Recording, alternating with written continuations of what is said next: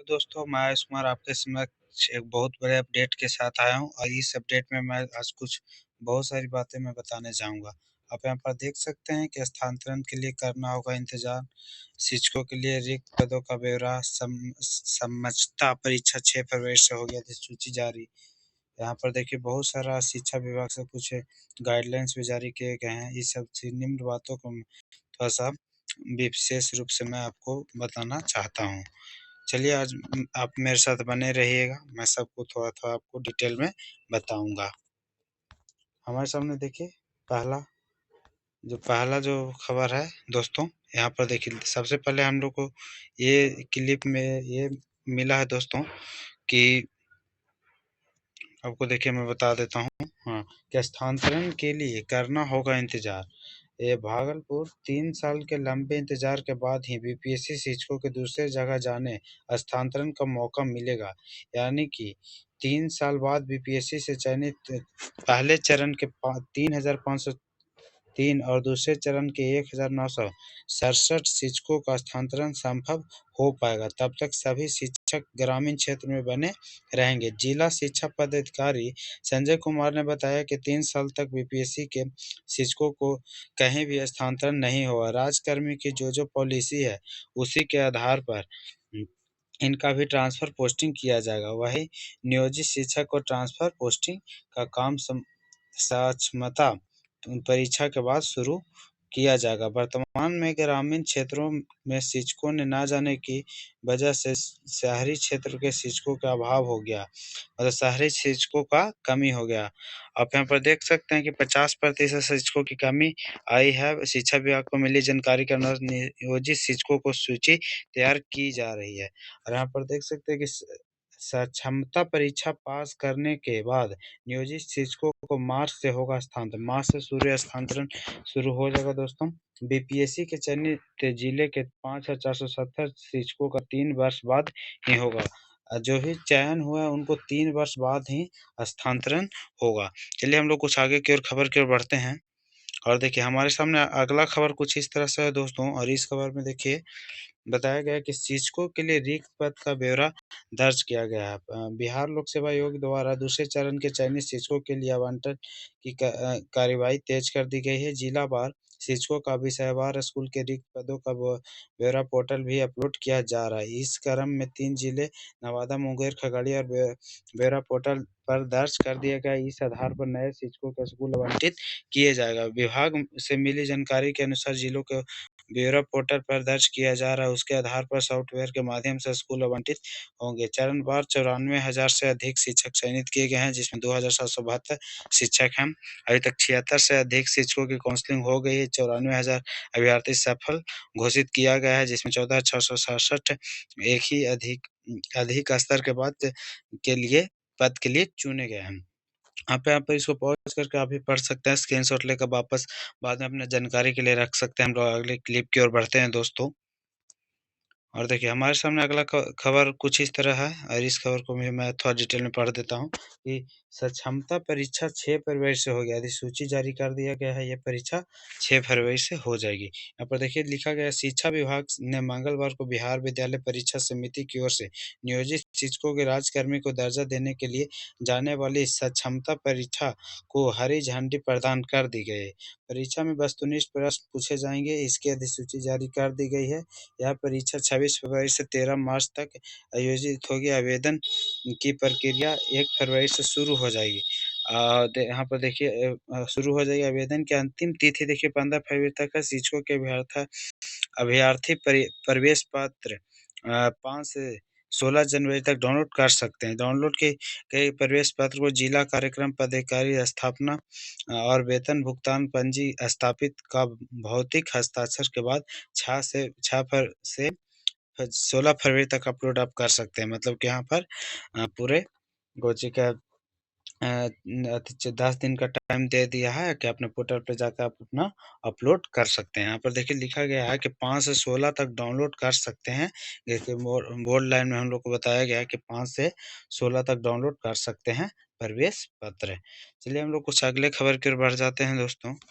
और देखिए हमारे सामने ये अगला खबर कुछ इस तरह से है, और इस खबर में देखिए बताया गया है कि सक्षमता परीक्षा के लिए पाठ्यक्रम तय किए गए हैं, जिसमें देखिए बताया गया है कि शिक्षा विभाग ने राज्य के प्राथमिक, मध्य माध्यमिक, उच्च माध्यमिक कक्षाओं के लिए निर्धारित पाठ्यक्रम अनुसार पढ़ाए जाने वाले सभी विषय रहेंगे।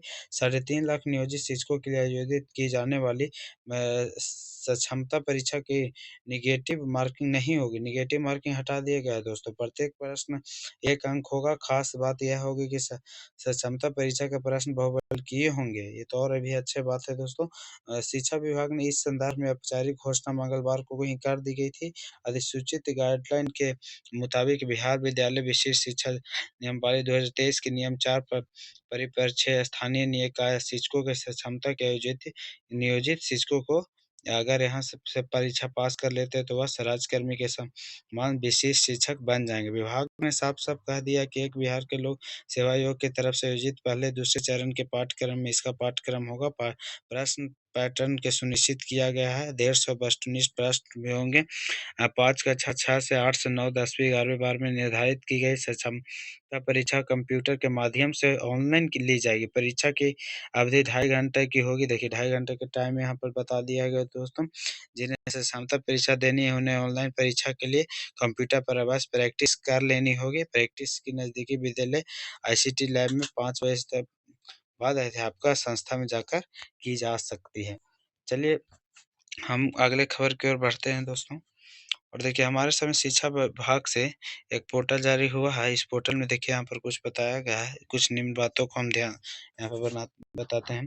बिहार विद्यालय विशेष शिक्षक नियमावली 2023 के नियम 4 के परिप्रेक्ष्य में स्थानीय निकाय शिक्षकों को सक्षमता परीक्षा हेतु मार्गदर्शिका गाइडलाइन यहाँ पर देखिए कुछ जारी कर दी है। देखिए पृष्ठभूमि बिहार विद्यालय विशिष्ट शिक्षा नियमावली 2023 के आलोक राज कार्यस्थ में माननीय निकाय शिक्षकों का द्वारा नियुक्ति सभी शिक्षकों का क्षमता परीक्षा उत्तीर्ण करने का आवश्यक है। आवंटित विद्यालय में योगदान का पश्चात विशेष शिक्षक कहलाएंगे। समस्त परीक्षा उपरांत आवंटित विद्यालय में योगदान करने की तिथि इनका जिला स्थायी एकर संदर्भ होगा। क्षमता परीक्षा के लिए प्रश्न बहुपल्की होंगे। प्रत्येक प्रश्न 1 अंक का हो। नेगेटिव मार्किंग नहीं होगा। परीक्षा के विषय राज्य के प्राथमिक, उच्च माध्यमिक, उच्च माध्यमिक कक्षाओं के लिए निर्धारित पाठ्यक्रम के अनुसार सभी पढ़ाए जाएंगे।